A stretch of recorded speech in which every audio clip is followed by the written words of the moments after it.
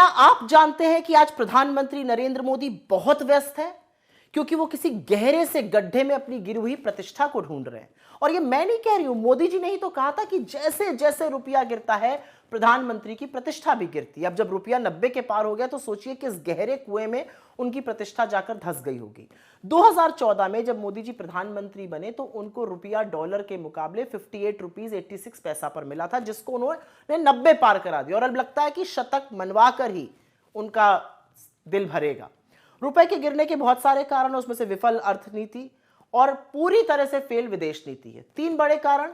विदेशी निवेशक लगातार पैसा बाहर खींच रहे हैं। 2025 में जो फॉरेन पोर्टफोलियो इन्वेस्टर्स हैं उन्होंने करीब करीब 2 लाख करोड़ यहां से निकाल लिया। अमेरिकी टैरिफ का हमारी अर्थव्यवस्था पर घातक प्रहार हुआ है। ट्रेड डील ना होने के कारण रुपया और कमजोर हुआ है। और एक बड़ा कारण है कि जो इंपोर्ट बिल लगातार बढ़ रहा है और जो ट्रेड डेफिसिट, जो व्यापार घाटा लगातार बढ़ता जा रहा है, उसके कारण भी रुपया कमजोर हो रहा है। लेकिन अब रुपए की चिंता नहीं की जाती। अब तो प्रधानमंत्री, उनकी सरकार, ढोंगी अर्थशास्त्री और चरण चुंबक मीडिया यह समझाने पर तुला हुआ है कि रुपए का असल में कमजोर होना अच्छा है। और ऐसा सभी करेंसीज के साथ हो रहा है। यह बिल्कुल झूठ है। रुपया एशिया की सबसे वर्स्ट परफॉर्मिंग करेंसी है।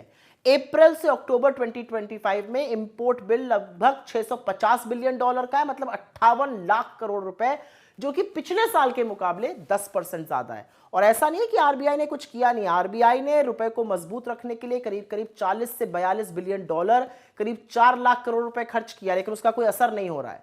पर अगर आपको लगता है कि रुपया कमजोर होगा और उसका असर आप पर नहीं पड़ेगा, तो सुनिए, रुपया कमजोर होने का मतलब है देश का इंपोर्ट बिल बढ़ेगा।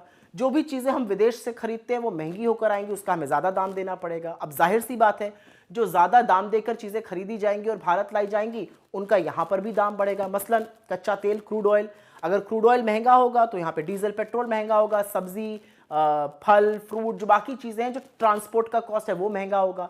जब महंगाई बढ़ेगी तो आरबीआई इंटरेस्ट रेट बढ़ाएगा, मतलब आपके लोन की ईएमआई बढ़ेगी। और यही नहीं, विदेश में जाना, घूमना, रहना, खाना, पढ़ना, सब कुछ महंगा हो जाएगा। तो अगर आप इस मुगालते में हैं कि रुपया गिरता रहेगा और आप मस्त रहेंगे, तो एक बार बैठिए और सोचिए। रुपए के गिरने का फर्क मोदी जी को बिल्कुल ना पड़े, लेकिन आप पर जरूर पड़ेगा।